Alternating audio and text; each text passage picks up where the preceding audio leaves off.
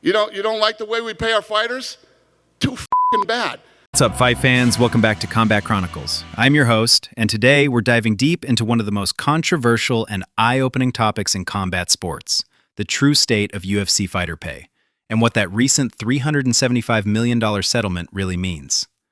You know, when most people see UFC pay-per-view numbers or hear about record-breaking gate receipts, they assume the fighters are getting paid accordingly. The harsh reality? It couldn't be further from the truth. We're talking about professional athletes at the pinnacle of their sport, who are often making less than your average middle manager. Today, we're going to break down the real numbers behind fighter compensation, expose how the UFC's business model systematically underpays the very people who generate billions in revenue, and examine whether this massive settlement represents justice or just another brilliant business move by the world's largest MMA promotion. This isn't about hating on the UFC. This is about understanding the facts behind one of the most successful yet controversial business models in professional sports. So let's get into it. Let me start with a real example that perfectly illustrates the problem.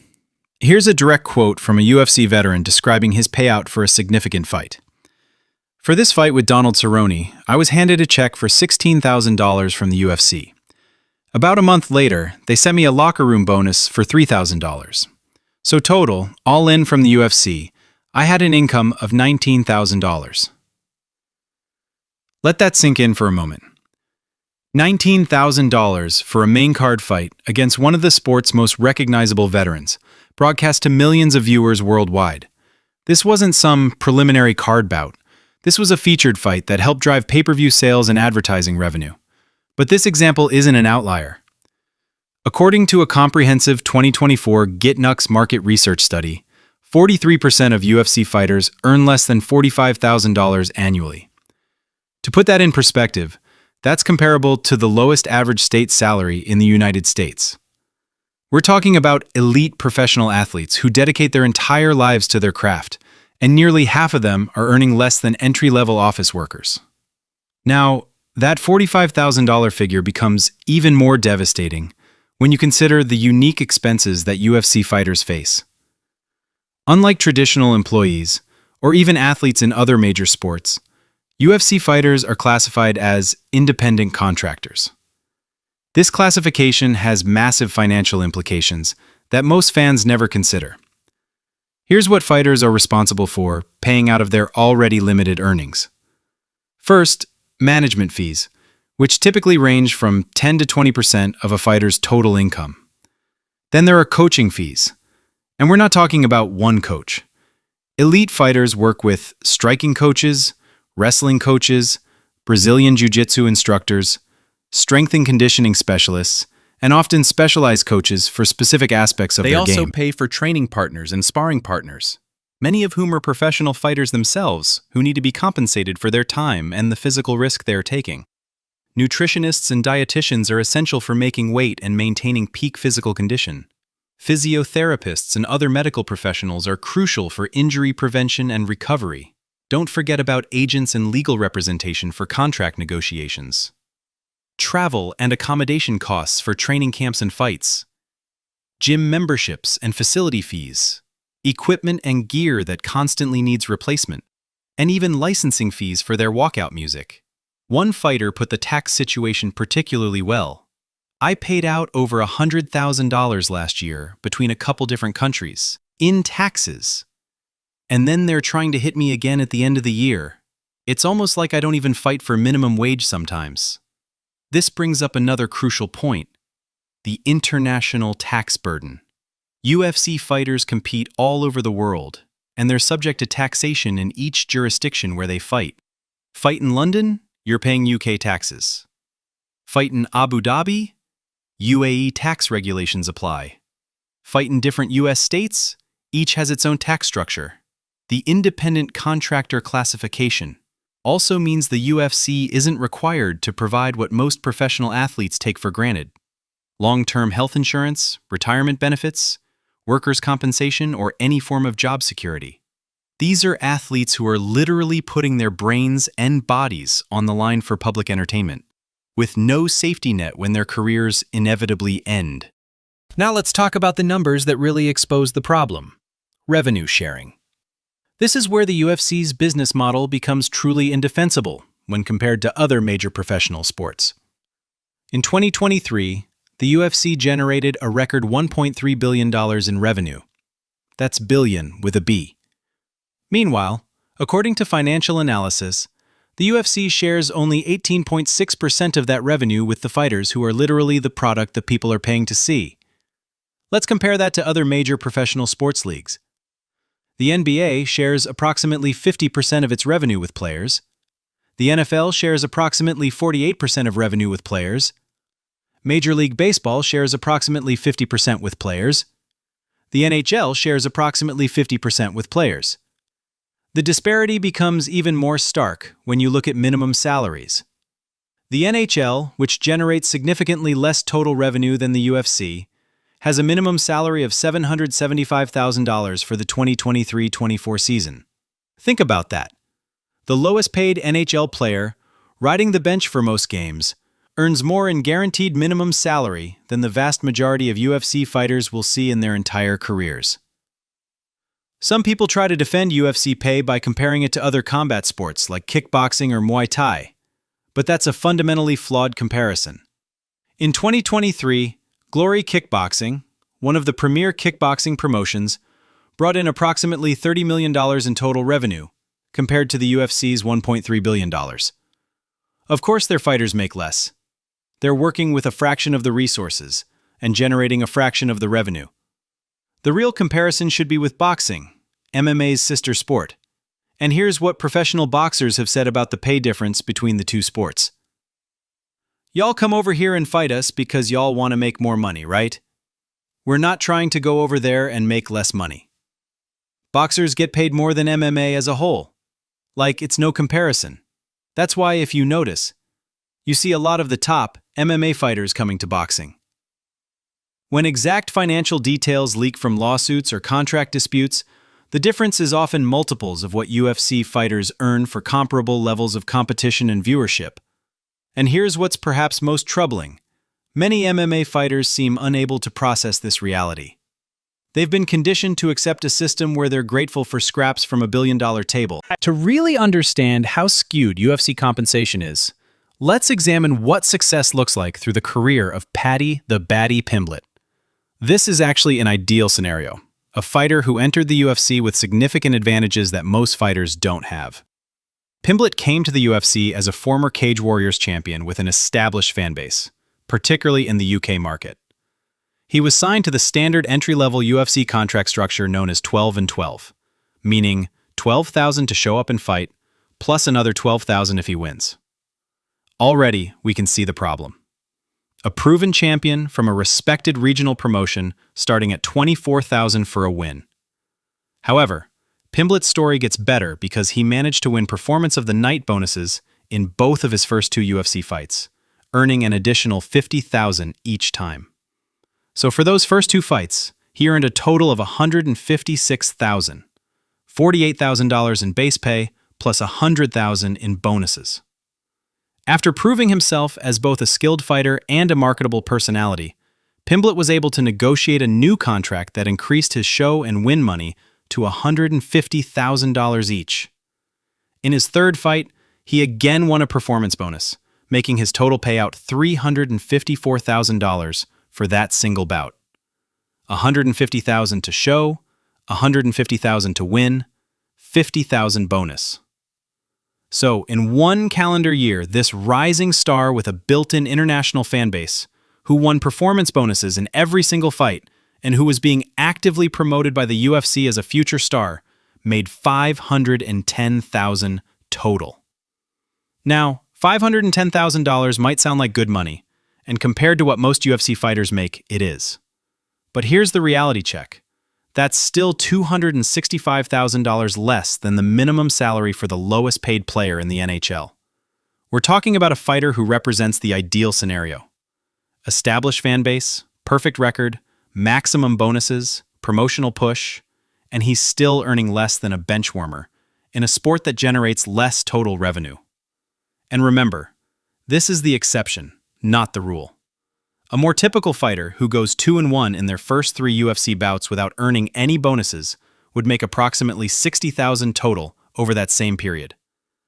After paying taxes, management fees, coaching costs, and other expenses, they might take home $20,000 for a full year of elite-level competition and training camps. How I expected it to. So with that and my gym stuff going on, I basically had to buy an RV and move out here to Denver. That's really the only way I could make One it. of the most devastating changes to fighter income came with the UFC's exclusive uniform deals. First with Reebok in 2014, and later with other partners. Before these deals, fighters could secure individual sponsorships that appeared on their shorts, banners, and other fight-related materials. The financial impact of this change cannot be overstated. Brendan Schaub, a former UFC heavyweight, revealed that he was earning six-figure sponsorship income before the uniform deal, potentially as much as $900,000 per year from various sponsors who wanted their logos visible during his fights. After the Reebok deal was implemented, Schaub's sponsorship income from the UFC was reduced to $10,000 annually.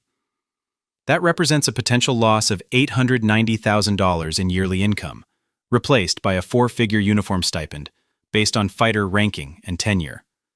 Multiply this across the entire UFC roster, and we're talking about tens of millions of dollars in lost fighter income that was essentially redistributed to the UFC through their exclusive partnerships.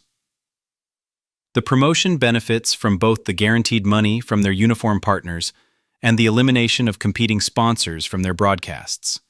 This change also highlights another problem with the independent contractor classification. In most employment situations, if an employer eliminates a revenue stream that workers depend on, there would be negotiations about compensation or alternative benefits. UFC fighters, as independent contractors with individual contracts, had no collective bargaining power to address this massive income reduction. We must continue, though. We got to get to our next topic, guys. TKO Group Holdings and the plaintiffs from Lee versus Zuffa have appeared to reach another deal, this time worth $375 million, up from the $335 million. After more than 10 years of litigation, a federal judge finally approved a $375 million antitrust settlement in what's known as the Lee v. Zuffa case, covering fighters who competed in the UFC between certain dates. But before we celebrate this as a victory for fighter rights, let's examine what this settlement actually means. First, it's crucial to understand that not all $375 million goes directly into fighters' pockets. According to the settlement structure, approximately $248 million will be distributed to fighters, while roughly $127 million covers legal fees, administrative costs, and other expenses related to the litigation. Some people have criticized the law firms for taking such a large portion of the settlement. However, it's important to understand the financial reality of this type of litigation. The attorneys involved worked for over a decade without receiving any payment, accumulating more than 100,000 unbilled hours of legal work. These firms also spent millions of dollars out of their own pockets on economist experts who created complex regression models to calculate damages, data entry specialists who processed over 1 million documents during discovery, travel costs for court appearances and depositions, administrative expenses and research costs, expert witness fees and testimony preparation. The contingency fee structure meant these law firms only got paid if they won the case or achieved a settlement. They took enormous financial risk with no guarantee of success, essentially betting millions of dollars and a decade of work on the outcome. So what can individual fighters expect to receive? The settlement uses a formula based on total earnings during the class period and number of fights. For an average fighter who competed 10 times and earned $500,000 total during the relevant period, the estimated payout is approximately $289,000. High-profile fighters receive larger amounts based on their total UFC earnings. Conor McGregor, who earned $27 million during the class period, is estimated to receive about $8.2 million from the settlement. However, the highest individual payout actually goes to Anderson Silva, with an estimated settlement of approximately $10 million based on his total earnings during the time frame. Interestingly, the settlement structure benefits fighters at the bottom of the pay scale disproportionately. The formula includes a per-fight component that means fighters who were paid the least see the largest percentage increases relative to their original earnings. But why did the fighters agree to settle instead of continuing to fight for potentially larger damages at trial? The answer reveals the desperate financial situation many fighters face. The legal team collected declarations from over 56 fighters, including named plaintiffs in the case, explaining why they supported the settlement. The common themes were immediate financial need, uncertainty about trial outcomes, and the desire for guaranteed compensation rather than risking everything on an unpredictable jury verdict. When you consider that 43% of UFC fighters earn less than $45,000 annually, even a settlement payment of $50,000 represents more than a year's income for nearly half the roster. For fighters dealing with mounting medical bills from fight-related injuries, mortgage payments, family obligations, college debt, and the long-term health problems that come with their careers, this settlement money represents crucial financial stability. However, this raises a troubling question about the system itself. Would these same fighters have accepted a $50,000 settlement if they had been earning proper professional athlete salaries throughout their careers? Almost certainly not. The settlement only feels substantial because fighters have been so systematically underpaid for so long. Part of the reason why I wanted to have Tom on, he's been doing all kinds of incredible things over on Bloodsport and MLW. From the UFC's business perspective, this $375 million settlement represents one of the best deals in corporate legal history. To understand why, we need to look at the numbers in context. The UFC's parent company reported adjusted EBITDA, earnings before interest, taxes, depreciation, and amortization, of $756 million in 2023. This means the entire settlement represents approximately 5.5 months of the company's annual earnings. For a decade of alleged antitrust violations and systematic fighter underpayment, that's remarkably inexpensive. But the financial benefits extend far beyond just the settlement amount. By agreeing to this settlement, the UFC eliminated all remaining expenses for completing the Lee trial, which could have lasted months. All costs associated with potential appeals if they had lost at trial. All expenses related to the second major lawsuit, Johnson versus Zuffa, that was scheduled to follow. Years of continued negative publicity and media coverage about fighter pay. The risk of a jury verdict that could have been significantly larger than $375 million. Ongoing discovery proceedings that could have revealed more damaging internal information. Essentially, they purchased a decade of legal immunity for less than half a year's profits. When you consider that a single bad jury verdict could have resulted in treble damages under antitrust law, potentially billions of dollars, this settlement looks like brilliant risk management. The timing also worked in the UFC's favor. The settlement was reached at a point when the company was preparing for potential public offerings and major business transactions. Having these lawsuits resolved eliminates a significant liability from their books and removes uncertainty that could have affected their valuation. While the Lee case, the UFC's success in managing these lawsuits has implications that extend far beyond mixed martial arts. The company's parent, Endeavor Group, along with TKO Group Holdings, are now looking to expand their business model into boxing by targeting the Muhammad Ali Boxing Reform Act. The Ali Act is federal legislation that protects boxers from many of the practices that have allowed the UFC to maintain its control over MMA fighter compensation. The act prevents exclusive promotional contracts of the type that are standard in the UFC, and it's the primary reason that top boxers have significantly more negotiating leverage than MMA fighters. If this legislation were to be weakened or eliminated, boxing could potentially face the same systematic compensation issues that plague MMA. The financial incentives for this are enormous. Imagine if boxing promotions could operate under the same independent contractor model with fighters locked into long-term exclusive deals. The political pathway for such changes may be more viable than many realize.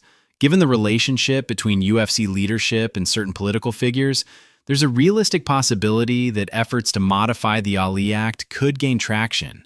As one political analyst noted, if there's political support for it, I think it's very likely that it would pass the House. In the Senate, you might need some Democratic support, but I can imagine most legislators saying it's not that important to their constituents. There's not much organized opposition, so why not go along with it? This represents the potential expansion of the UFC's business model across all combat sports, which could fundamentally alter the economic landscape for professional fighters worldwide. So where does all this leave us? The $375 million Lee settlement provides some financial compensation for past wrongs, but it doesn't address the fundamental structural problems with how the UFC operates. If the Johnson case fails to achieve injunctive relief, the UFC will continue operating under essentially the same model that led to these lawsuits in the first place. The numbers we've discussed today paint a clear picture. The UFC has built a billion-dollar entertainment empire while sharing an unusually small percentage of revenue with the athletes who make it possible. That $375 million settlement might sound like justice to casual observers, but to a company generating over $1 billion annually, it represents a manageable cost of doing business, rather than a meaningful deterrent. The broader questions this raises extend beyond just MMA or even combat sports. This is fundamentally about labor economics, athlete rights, and whether fans and regulators will demand fair compensation for the people who provide the entertainment we all enjoy. The real test will be whether fighters can find ways to organize effectively for collective bargaining, whether regulatory bodies will step in to address monopolistic practices, and whether public pressure can force meaningful changes to how these athletes are compensated. What's your take on all this? Do you think the settlement represents adequate compensation for years of alleged underpayment? Or should fighters continue pushing for systematic changes to the UFC's business model? Let me know your thoughts in the comments below.